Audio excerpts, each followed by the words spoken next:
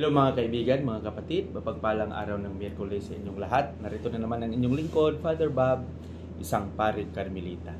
Ngayon ay nasa ika-27 araw na tayo sa buwan ng Nobyembre, 2024.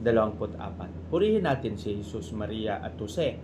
Sa araw na ito, pagnilaya natin at tingnan natin ng mabuti kung ano yung napakagandang mensahe na pinapaabot sa atin ng ating inang simbahan sa pamamagitan ng mga pagbasa, lalong-lalo na ng ating Ebanghelyo. Sa araw na ito, ang ating Ebanghelyo ay ibabahagi sa atin ni San Lucas, Kapitulo 21, versikulo 12 hanggang 19. Dito sinabi ni Jesus, "You will be hated by all because of my name." Ano ba ang mayroon kay Jesus na kapupuutan tayo ng nakakarami? Alam natin na sa simula, si Jesus ay naging propeta, naging instrumento ng pagsasaksi ng paghahari ng kanyang ama. Sinimulan niya ang pagbabago sa pamamagitan ng pagpapamulat sa nakakarami sa kung ano ang tamang pagsasabuhay ng mga batas ni Moises, na kailangang ipakita ito at ipadama hindi lang sa mga magagandang salita na namumutawi sa mga bibig ng mga Pariseo at nakakarami, kundi sa pagsasabuhay nito.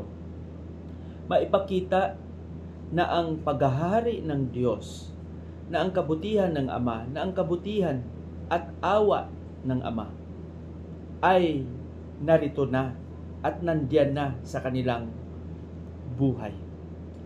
Hindi lang nila ito na darama dahil ang bawat isa ay walang iniisip kundi ang kanilang sariling kapakanan.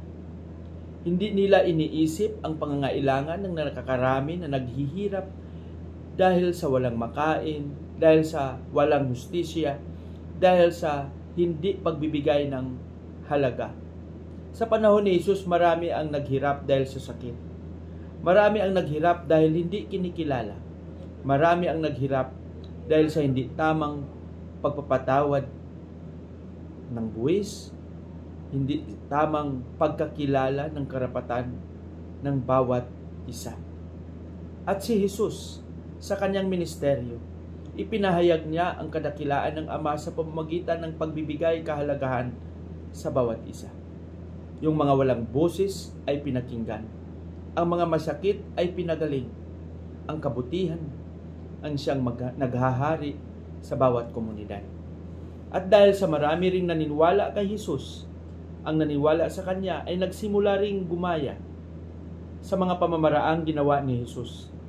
At dahil doon, kinapupuutan sila ng marami.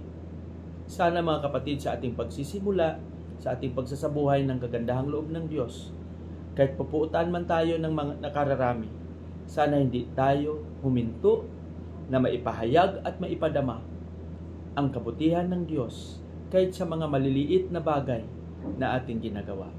Amen? Pagpalain nawa tayo ng Panginoon sa ating panalangin. Panginoong Jesus, turuan mo kaming maging matatag sa pagpapahayag ng mabuting balita. Amen.